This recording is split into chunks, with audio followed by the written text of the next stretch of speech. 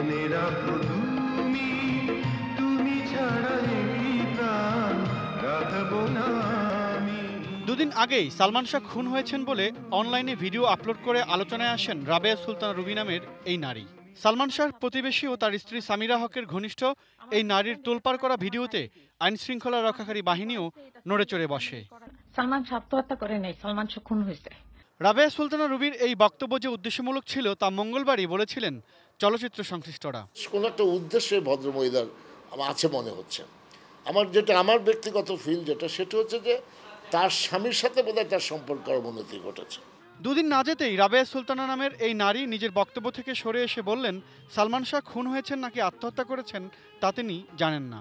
বললেন, সালমানের স্ত্রী সামিরা হকের আচরণ এখনো রহস্যজনক। হত্যা কি আত্মহত্যা ওইটা তো ঠিক মতো যদি আবার সামিরাকে যদি নিয়ে বা সামিরার বাবাকে নিয়ে যদি জিজ্ঞেস করা হয় তাহলে ঠিকই বের হবে। 1996 সালের 6 সেপ্টেম্বর রাজধানীর ইস্কাটনের বাসা থেকে উদ্ধার করা হয় ঢাকাই ছবির সে সময়কার তুমুল জনপ্রিয় নায়ক সালমানের মরদেহ।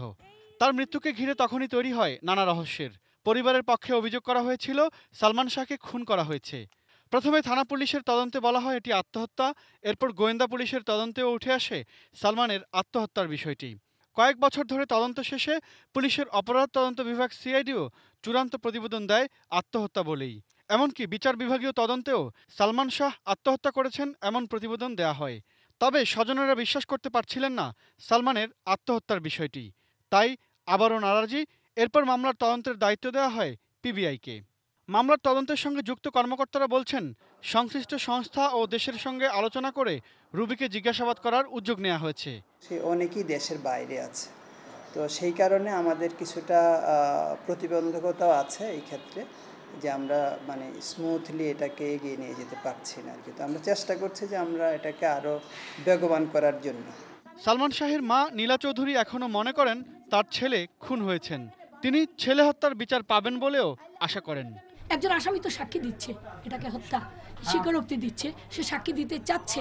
সুতরাং এটার প্রেক্ষিতে এটাকে করে মার্ডার মামলা নিয়ে সবাইকে একত্রিত করে অ্যারেস্ট করে জিজ্ঞাসাবাদ করা হোক।